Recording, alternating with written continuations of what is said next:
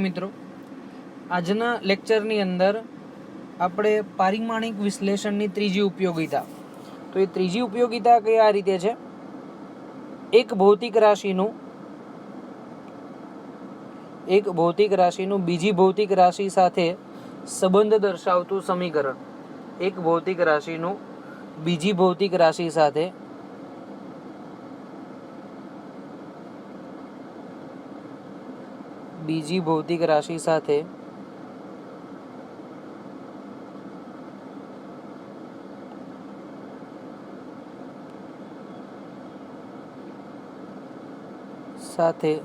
સંબંધ દર્શાવતું સમીકરણ. તો આજના લેક્ચરની અંદર આપણે એ જોવાનું છે કે આપણે જે જુદી જુદી ભૌતિક રાશિ લીધેલી છે, તો એ બધી અલગ અલગ ભૌતિક રાશિમાં એક ભૌતિક રાશિનો સંબંધ બીજી ભૌતિક રાશિ સાથે કઈ રીતે છે એ આપણે શોધવાનું છે. તો અત્યાર સુધીમાં 3 ઉપયોગો જોઈ લીધા. 3 ઉપયોગોની અંદર આપણે વાત કરીએ તો જે પહેલો ઉપયોગ હતો, એક એકમ પદ્ધતિનું બીજી એકમ પદ્ધતિના મૂલ્યમાં રૂપાંતર, એટલે કે મૂલ્યમાં આપણે રૂપાંતર કેટલું થાય એ શોધ્યું હતું. એના પછી આપણે વાત કરીએ તો બીજી પદ્ધતિમાં આપણે એવું જોયું હતું કે પારિમાણિક સૂત્રોની સુસંગતતા, મતલબ કે એક ભૌતિક રાશિની બીજી ભૌતિક રાશિ સાથે સુસંગતતા છે કે નહીં, મતલબ કે આપેલું સૂત્ર સાચું છે કે ખોટું એ ચેક કર્યું હતું. અને ત્રીજાની અંદર એક ભૌતિક રાશિનું બીજી ભૌતિક રાશિ સાથે સંબંધ દર્શાવતું સમીકરણ. તો વિદ્યાર્થી મિત્રો, આમાં આપણે જોઈએ. હવે બેઝિકલી હું તમને એક્ઝામ્પલ આપું કે તમને ખબર છે કે F બરાબર ma થાય. આ તો સમીકરણ તમને ખબર જ છે, પણ કેટલી ઘાત પર આધારિત છે F બરાબર ma, એ કેટલી ઘાત પર આધારિત છે આપણે એની ચર્ચા કરીએ. તો હું અહીંયા એવું કહીશ કે F સમપ્રમાણ mની a ઘાત છે, F સમપ્રમાણ mની a ઘાત અને F સમપ્રમાણ a ની b ઘાત. આપણે એવું ધારો કે લઈએ કે આપેલું બળ જે છે, બળ એ દળની a ઘાતના સમપ્રમાણમાં છે અને બળ એ પ્રવેગની b ઘાતના સમપ્રમાણમાં છે. કેટલો રિલેશન છે હજુ ખબર નથી, પણ આપણે શોધી લઈએ. તો અહીંયા આપણે એવું કહી શકીએ કે બળ Fનું પારિમાણિક સૂત્ર કેટલું થશે? તમને યાદ છે? બોલો. Fનું પારિમાણિક સૂત્ર આપણે લખીએ તો લખી શકાય F બરાબર m1 L1 T-2. m1 L1 અને T-2 વડે દર્શાવી શકીએ છીએ. ચલો હવે આના ઉપરથી આપણે આગળ વાત કરીએ વિદ્યાર્થી મિત્રો. તો તમને એક બાજુ મળી ગઈ, મતલબ કે ડાબી બાજુનું એક સમીકરણ મળી ગયું. હવે જમણી બાજુ મારે m એટલે કે દળ, m બરાબર લખી શકાય દળ, અને દળ માટેનું પારિમાણિક સૂત્ર તમે લખી નાખો mની 1 ઘાત. ડન. હવે આગળ વાત કરીએ પ્રવેગ, a બરાબર પ્રવેગ, તો પ્રવેગ બરાબર L1 T-2.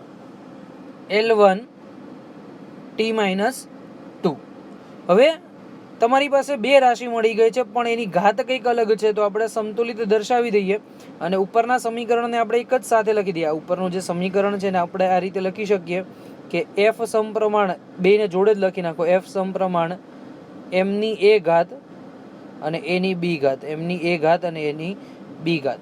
હવે એ વસ્તુનો આપણે અહીંયા ઉપયોગ કરીએ, સમપ્રમાણતા કાઢી નાખો. અહીંયા ઉપયોગ કરીને સમપ્રમાણતા કાઢી નાખો તો F બરાબર થશે કે mની a ઘાત a ની b ઘાત, mની a ઘાત અને a ની b ઘાત.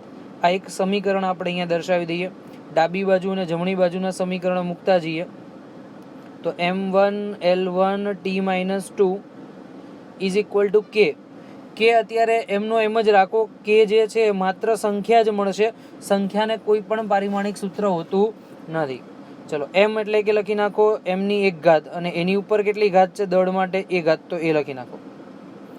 a છે તો એની કેટલી ઘાત થશે? તો L1 અને T-2 અને એની કેટલી ઘાત થશે? b, તો b વડે દર્શાવી દો. ઓકે. હવે આપણે એ જે સમીકરણ છે ને ઘાતનો ગુણાકાર લખી નાખીએ તો mની 1 ઘાત Lની 1 ઘાત T-2 ઘાત. હવે ઇઝ ઇક્વલ ટુ કરીને લખી નાખો કે mનો m. mની 1 ગુણ્યા એટલે mની a ઘાત કહેવાય, Lની 1 ગુણ્યા b એટલે Lની b ઘાત કહેવાય, અને T-2 ગુણ્યા b એટલે કે -2b કહેવાય. તો અહીંયા જુઓ, હંમેશા ડાબી બાજુના પદને જમણી બાજુ સરખા હોય તો સરખાવી શકાય. એમની સરખામણી એમ સાથે કરો, એલની સરખામણી એલ સાથે કરો અને ટીની સરખામણી ટી સાથે કરો. તો તમે જોઈ શકો છો કે સરખામણી કરતાં અહીંયા લખી શકાય કે એમની એક ઘાત બરાબર એમની એ ઘાત. બીજો પાર્ટ લખી દઈએ, એલની એક ઘાત બરાબર એલની બી ઘાત. અને લાસ્ટમાં લખી શકીએ ટીની માઇનસ બે ઘાત બરાબર ટીની માઇનસ ટુ બી ઘાત. બરાબર. તો હવે અહીંયા આપણે સરખાઈ દઈએ તો જવાબ શું થશે? તો અહીંયા શું થશે? એ બરાબર 1, એ બરાબર 1. પછી નેક્સ્ટ તમે લખી નાખશો તો એલની કિંમત કેટલી થશે? એટલે બીની કિંમત સરખાવ તો બી બરાબર 1 થશે અને બીની કિંમત તમે સરખાઈ દેશો તો બીની કિંમત કેટલી થશે? માઇનસ 2 કેન્સલ એટલે 1 થશે. બીની કિંમત કેટલી થશે? 1. તો તમને અહીંયા બી 1 મળ્યો, અહીંયા બી 1 છે ને આ બી 1. તો આપણે સાબિત થઈ ગયું. તો સમીકરણમાં તમારે લખવું હોય તો લખી શકો છો કે એફ ઇઝ ઇક્વલ ટુ કે, એફ ઇઝ ઇક્વલ ટુ કે અને એમની એ ઘાત એટલે કે એમની એક ઘાત અને એની બી ઘાત એટલે કે 1 થશે. એટલે જવાબ આવશે M1A1. પણ આ કે જે છે પ્રાયોગિક રીતે હંમેશા આનું મૂલ્ય પ્રાયોગિક રીતે જ નક્કી થાય છે અને પ્રાયોગિક રીતે કે બરાબર 1 મળે છે. પ્રાયોગિક રીતે કે બરાબર 1 મળે છે. તો આ રીતે તમે જોયું કે બળ એફનું સમીકરણ મળે છે એમ સમીકરણ મળે છે એમ. તો એમ કહી શકાય કે બે ભૌતિક રાશિ સાથે શું સંબંધ દર્શાવે છે? એફ જે છે દળ સાથે બી શું સંબંધ દર્શાવે છે અને એ સાથે. તો આવી રીતે તમારે એક રાશિનું બીજી રાશિ સાથેનો સંબંધ દર્શાવી શકાય. હજુ એક ઉદાહરણ લઈએ, આના 2-3 ઉદાહરણ લઈશું એટલે તમને વધારે આઈડિયા આવશે. તો અહીંયા એવું કીધું છે, પ્રશ્નના સ્વરૂપમાં જ લખી દઉં હું તમને. આવર્તકાળ, એક જ મિનિટ, આ દેખાતું નથી વ્યવસ્થિત, બીજી પેનનો ઉપયોગ કરે.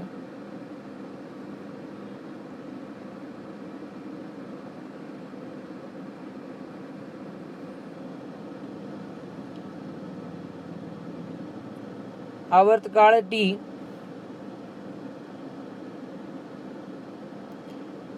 એ લોલકની દોરીની લંબાઈ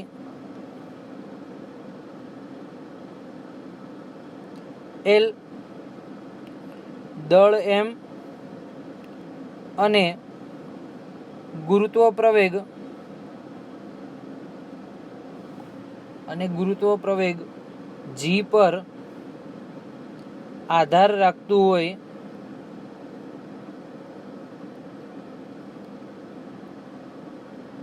તો આવર્તકાળનું સમીકરણ મેળવો.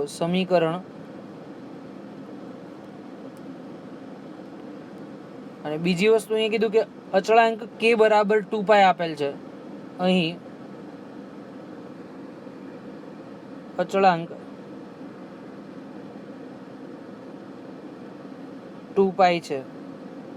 હવે એક ભૂલ થઈ ગઈ છે, ઉપરી લખાઈ ગયું છે, પણ ફરીથી તમને કહી દઉં કે જે કિંમત છે આખી કિંમત હું બોલું કે આવર્તકાળ ટી એ લોલકની લંબાઈ બરોબર, દોરીની લંબાઈ લોલકની જે દોરી છે એની લંબાઈ L, દળ M અને ગુરુત્વ પ્રવેગ G પર આધાર રાખે છે. તો આવર્તકાળનું સમીકરણ મેળવવાનું છે. યાદ રાખજો કે 3 વસ્તુ ઉપર આધારિત છે. એક તો લંબાઈ L, દળ M અને ગુરુત્વ પ્રવેગ G. આ 3 વસ્તુ ઉપર આધારિત હોય તો એ પરિસ્થિતિની અંદર તમારે ટીનું સમીકરણ મેળવવાનું છે. અને અચળાંક જે આપણે લઈએ, જ્યાં લાસ્ટ સમીકરણમાં k બરાબર 1 લીધું હતું, અહીંયા અચળાંકની કિંમત આપણે શું લખીશું? 2π જેટલી. અચળાંકની કિંમત કેટલી લખીશું? 2π. તો આના આધારે ગણતરી કરવાની છે વિદ્યાર્થી મિત્રો. તો કઈ રીતે ગણતરી દર્શાવીશું? ચલો, આની ગણતરી આપણે દર્શાવવાની છે. તો કઈ રીતે ગણતરી દર્શાવશું? તો મેં કીધું એ પ્રમાણે પહેલા તો લખી નાખો ટી સમપ્રમાણ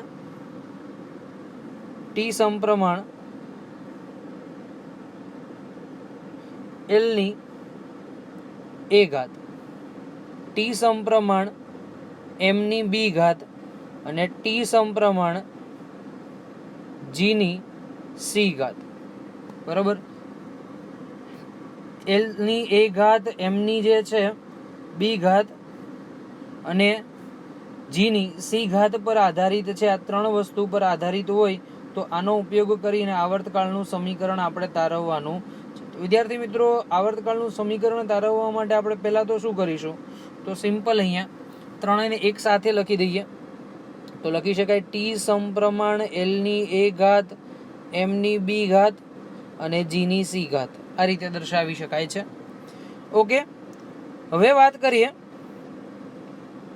નેક્સ્ટ માટે. એલની એ ઘાત એમની બી ઘાત અને જીની સી ઘાત છે, તો આનો ઉપયોગ કરી લઈએ.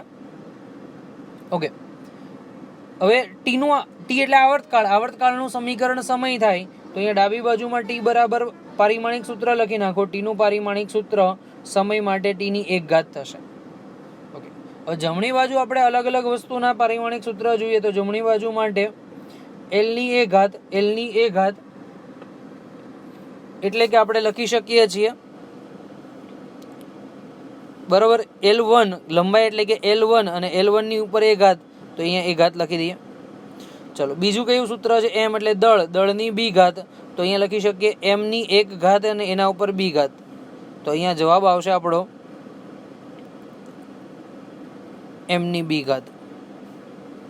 અહીંયા આવશે એલ ની એ ઘાત. ગુરુત્વ પ્રવેગ જી એની સી ઘાત છે. ગુરુત્વ પ્રવેગ જી માટે પ્રવેગનો એકમ પ્રવેગ બરાબર મીટર પ્રતિ સેકન્ડ સ્ક્વેર. તો L1 T-2 એની સી ઘાત. તો સમીકરણ સાથે લખી નાખો. તો આખું જ જવાબ સ્વરૂપે લખશો તો L ની 1 ગુણ્યા સી તો L ની સી ઘાત અને T ની -2 ગુણ્યા સી એટલે T ની -2 સી ઘાત. આ રીતે લખી શકાય. હવે ડાબી અને જમણી બાજુમાં અચળાંક કાઢી નાખીએ. તો અચળાંકને કે લઈએ અને બધી કિંમત અહીંયા મૂકી દઈએ. તો જો અહીંયા કિંમત મૂકું છું, ટી બરાબર કે એલની એ ઘાત એટલે કેપિટલ એલની એ ઘાત, પછી એમની બી ઘાત એટલે કે એમની બી ઘાત આપણે બરાબર, એમ એટલે દળ લીધેલું છે, અને લાસ્ટમાં ગુરુત્વ પ્રવેગ જી એટલે કે એલની સી ઘાત અને ટીની -2 સી ઘાત. ચલો, હવે આપણે ડાબી બાજુમાં પણ કિંમત મૂકી દઈએ. ટીની એક ઘાત છે તો અહીંયા એક ઘાત લખી દીધી. સમીકરણને સરખાવો તમે. પહેલાં તો એક બાજુ ઘાત આધાર સરખો હોય તો ઘાતનો સરવાળો થયો તો બાદબાકી થતી હોય તો કરી નાખો. ટીની એક ઘાત બરાબર કે ઇન્ટુ એલ 2 વખત છે. જો તો એલ એ વત્તા સી થયું, એમ એક જ વખત છે તો એમની બી ઘાત, ટી પણ એક જ વખત છે તો ટીની -2 સી ઘાત. ઓકે, હવે આમાં સરખામણી કરો તો સમયની સરખામણી કરી દો અહીંયા, કારણ કે ડાબી બાજુ ને જમણી બાજુ સમય એક જ છે, બીજા પદ નથી, તો એને 0 ઘાત હશે. તો અહીંયા લખી શકાય ટીની એક ઘાત બરાબર ટીની -2 સી ઘાત. ટીની એક ઘાત બરાબર ટીની -2 સી ઘાત, અને કિંમત મૂકી દેશો તો -2 સી બરાબર 1 માટે સી બરાબર -1/2. સી બરાબર શું થશે? -1/2. ક્લિયર? તો સીની કિંમત આપણને મળી ગઈ -1/2. એવી જ રીતે વિદ્યાર્થી મિત્રો આપણે શોધવાનું છે કોણ? આ બાજુ તમને એલ અને એમ નથી આપ્યું, ડાબી બાજુ જો એમ નથી આપ્યું તો એમની 0 ઘાત લખી નાખો. પછી એલ નથી આપ્યું તો એલની 0 ઘાત લખાય તો લખી નાખો. હવે એમ વાળા પદને સરખાવો તો અહીંયા લખો એમની 0 ઘાત અને આ બાજુ છે એમની બી ઘાત. એમની કેટલી ઘાત છે? બી ઘાત. 0 ઘાત અને બી ઘાત સરખામણી કરો તો 0 અને બી, તો 0 બરાબર બી માટે બીની કોઈ જ ઘાત નહીં, એટલે બી બરાબર 0 લખી નાખો. લાસ્ટ વન છે એલ. તો એલની સરખામણી કરવા માટે લખી શકાય એલની કેટલી ઘાત છે? આ બાજુ 0 અને આ બાજુ એલની કેટલી ઘાત છે? a plus C. તો એલની a પ્લસ સી ઘાત. ઓકે, 0 અહીંયા કિંમત લખી નાખો તો 0 બરાબર એ કેટલાનો છે? નથી, એ શોધવાનો છે. સી આપી દીધો છે -1/2. સી આપી દીધો છે -1/2. -1/2 0 ની આ સાઈડ આવશે એટલે કેટલું થઈ જશે? પ્લસ. તો એ બરાબર +1/2. અને મેં તમને કીધું કે કેની કિંમત કેટલી લેવાની છે, તો વિદ્યાર્થી મિત્રો આપણે કેની કિંમત કેટલી લઈશું? 2π. તો મૂકી દો ટી બરાબર 2π એલની, કારણ કે પેલું પદ છે એલ, એલની એ ઘાત છે, એ ઘાત એટલે +1/2, એમની 0 ઘાત, અને લાસ્ટમાં છે જીની -1/2 ઘાત. તો અહીંયા લખી નાખીએ તો લખી શકાય 2π એમની 0 ઘાત એટલે 0 થઈ જશે, એટલે એલની 1/2 ઘાત ઉપર અને જી છેદમાં આવશે. જી ક્યાં આવશે? છેદમાં. તો આપણે છેદમાં લખી નાખીએ. હવે કોઈ પણની ઘાત 1/2 હોય તેને વર્ગમૂળ સ્વરૂપે લખાય તો 2π વર્ગમૂળમાં એલના છેદમાં જી, 2π વર્ગમૂળના એલના છેદમાં જી, તો તમને આવર્તકાળ ટીનું સમીકરણ મળી ગયું. 2π વર્ગમૂળમાં એલના છેદમાં જી જે આવર્તકાળનું સમીકરણ દર્શાવે છે. તો આ રીતે તમે કોઈ પણ રાશિ માટે સમીકરણ દર્શાવી શકો છો. હજુ પણ આપણે એક એક્ઝામ્પલ લઈએ, વધારે મજા આવશે. હવે ક્વેશ્ચનમાં એવું કીધું છે કે કોઈ પદાર્થ જે છે, ધારો કે અત્યારે વાત કરું છું કે પદાર્થ ઉપર લાગતું બળ F, પદાર્થ ઉપર લાગતું બળ F તેના દળ પર, વેગ પર અને ગતિપથની ત્રિજ્યા r ઉપર આધારિત છે. ધારો કે હું એમ કહું પદાર્થ વર્તુળમય ગતિ કરે છે, લખીએ વર્તુળમય ગતિ કરતા પદાર્થ પર લાગતું બળ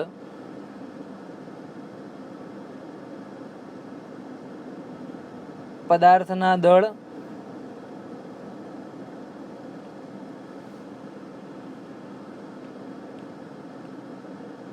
વેગ અને ગતિપથની ત્રિજ્યા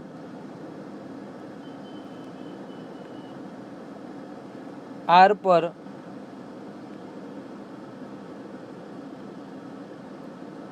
આધાર રાખતું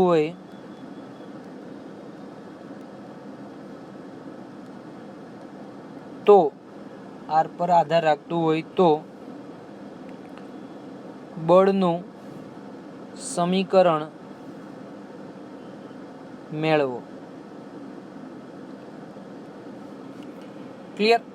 તો આનો ઉપયોગ કરીને આપણે બળનું સમીકરણ મેળવવાનું છે. તો પહેલા તો એવું કીધું કે બળ F 3 વસ્તુ ઉપર આધાર રાખે. એક તો દળ ઉપર આધારિત રાખે તો F સમપ્રમાણ mની a ઘાત. પાછું બીજું કીધું કે F જે છે વેગની કઈ ઘાત છે ખબર નથી, તો વેગની b ઘાત, અને ગતિપથની ત્રિજ્યા r છે તો r ની c ઘાત. તો આ રીતે લખી શકાય કે F સમપ્રમાણ mની a ઘાત, પછી F સમપ્રમાણ v ની b ઘાત અને F સમપ્રમાણ r ની c ઘાત એના વડે દર્શાવવામાં આવે છે. ક્લિયર? તો એક સાથે સમીકરણને લખી દઈએ અને અચળાંક જે છે વિદ્યાર્થી મિત્રો, અહીંયા અચળાંક આપણે વાત કરીશું તો એ અચળાંક બરાબર 1 લઈશું. જે પ્રાયોગિક રીતે અચળાંક આવે છે એ અચળાંક કેટલો લઈશું? 1. તો આપણે લખી દઈએ F સમપ્રમાણ mની a ઘાત, v ની b ઘાત અને r ની c ઘાત. આ જોડે લખી દીધું. હવે ડાબી અને જમણી બાજુના પારિમાણિક સૂત્ર જોઈશે તો પારિમાણિક સૂત્ર ડાબા માટે લખી નાખો. બળ માટે તો આપણે જગ જાહેર છે જ, કેટલું મળશે બળનું પારિમાણિક સૂત્ર? તો m1 L1 T-2. ચલો ડાબાનું મળી ગયું. પેલું છે દળ, જમણી બાજુમાં દળ છે પણ દળની કેટલી ઘાત છે? a ઘાત. તો mની a ઘાત, તો કેપિટલ mની 1 ઘાત અને એના ઉપર, કારણ કે m બરાબર mની 1 ઘાત થાય અને એના ઉપર a ઘાત, તો અહીંયા લખી નાખો mની a ઘાત. ઓકે. હવે બીજું સૂત્ર છે વેગ, વેગની b ઘાત છે તો આપણે લખી નાખીએ વેગની b ઘાત. તો વેગની b ઘાત, તો વેગ બરાબર મીટર પ્રતિ સેકન્ડ, એટલે મીટર પ્રતિ સેકન્ડ માટે L1 અને t-1 ઘાત અને એના ઉપર આવશે b ઘાત. યાદ રાખજો, વેગ છે એટલે મીટર પ્રતિ સેકન્ડ, મીટર પ્રતિ સેકન્ડ માટે લખી શકાય L1 t-1 અને એના ઉપર b ઘાત છે તો L ની b ઘાત અને t-b ઘાત, L ની b ઘાત અને t-b ઘાત. અને છેલ્લું સમીકરણ છે r, r એટલે અંતર, અંતરની c ઘાત, તો r ની c ઘાત. તો અંતર માટે L1 લખાય અને એની ઉપર c ઘાત, તો L1 ની c ઘાત, તો આપણે લખી શકીએ L ની c ઘાત. ઓકે. હવે ડાબી અને જમણી બાજુના સમીકરણ લખીએ, સમપ્રમાણતા કાઢી નાખીએ. અહીંયા સમપ્રમાણતા છે એ કાઢી નાખો તો જવાબ શું આવશે? તો સિમ્પલ, સમપ્રમાણતા કાઢી નાખો તો એના માટે અચળાંક આવશે k. તો F બરાબર k mની a ઘાત, v ની b ઘાત અને r ની c ઘાત. ડન. હવે મૂકી દઈએ કિંમત. F ની કિંમત તમે લખી નાખો m1 L1 T-2 is equal to k. k ની કિંમત આપણે પ્રાયોગિક રીતે 1 લખ્યું છે તો 1 લખી દઈએ. છેલ્લે લખવું તો બી વાંધો નથી ને અહીંયા લખો તો બી વાંધો નથી. mની a ઘાત, તો mની a ઘાત લખી નાખો. v ની ઘાત લખો તો v માટે શું લખી શકાય? L ની b ઘાત અને t-b ઘાત. અને લાસ્ટમાં r છે તો r માટે L ની c ઘાત. હવે જે પણ પદ છે એમની ઘાત સરખી હોય તો એમના સરવાળા સ્વરૂપે દર્શાવી દઈએ. તમે જો L 2 વખત છે, બાકી બધા 1 વખત છે. L કેટલી વખત છે? 2 વખત. તો અહીંયા લખાય કે m1 L1 t માઇનસ 2 બરાબર mની a ઘાત Lની b વત્તા c ઘાત અને tની માઇનસ b ઘાત, tની માઇનસ b. ક્લિયર? ચલો હવે સરખાઈ દો સમીકરણને. પેલા ઓછી ઘાત વાળાને સરખાવવાનું છે, તો પેલા માની લો કે આપણે બે બાજુ m ને સરખાય, તો m સરખાવતા mની 1 ઘાત બરાબર mની a ઘાત, તો 1 ઘાત અને a ઘાત, તો ઘાત સરખી, તો a બરાબર 1 થશે, a બરાબર 1. બીજું Lની 1 ઘાત અને Lની b પ્લસ c ઘાત બરાબર, b પ્લસ c ઘાત, તો Lની b પ્લસ c ઘાત આપણે પૂછી નાખીએ.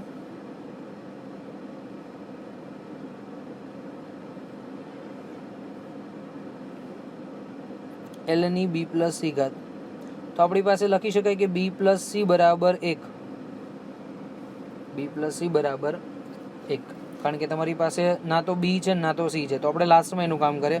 મેં કીધું કે હંમેશા ઓછી ઘાતવાળાને જ પહેલાં સરખાઈ દેવાનું. તો લાસ્ટમાં છે tની માઇનસ 2 ઘાત બરાબર tની માઇનસ b ઘાત, તો માઇનસ 2 બરાબર માઇનસ b, તો b બરાબર 2, b બરાબર શું આવશે? 2. ચલો અહીંયા b ની કિંમત 2 લખી નાખો. 2 વત્તા c બરાબર 1, તો 2 આ બાજુ માઇનસમાં જશે, તો 1 માઇનસ 2 બરાબર માઇનસ 1, તો c બરાબર માઇનસ 1 આવશે. તો આપણી પાસે બધાના જવાબ મળી ગયા. લખી શકીએ f બરાબર 1 કેની જગ્યાએ 1, mની a ઘાત, mની a ઘાત એટલે કે mની 1 ઘાત, પછી vની b ઘાત, b એટલે કે 2 ઘાત, અને rની c ઘાત, c એટલે કે માઇનસ 1. કોઈ પણ માઇનસ ઘાત છેદમાં જાય તો f બરાબર m1 v2 અને છેદમાં r, કારણ કે માઇનસ ઘાત હંમેશા છેદમાં જાય તો છેદમાં r. તો આપણે લખી શકીએ mv²/r, જેને કેન્દ્રગામી બળ કહેવાય. અને કેન્દ્રગામી બળ માટે તમારે વેગ ઉપર, દળ ઉપર અને ત્રિજ્યા r ઉપર આધારિત છે, જેનું સમીકરણ મેં અહીંયા તમને દર્શાવી દીધું છે. તો આવી રીતે વિદ્યાર્થી મિત્રો કોઈ પણ એક રાશિનો સંબંધ બીજી રાશિ સાથે દર્શાવી શકાય છે. આજે આની ડીપીપી જે છે હું તમને મોકલાવી દઉં છું, એના ક્વેશ્ચન તમારે સોલ્વ કરીને મોકલવાના છે. Wish you all the best. Have a nice day.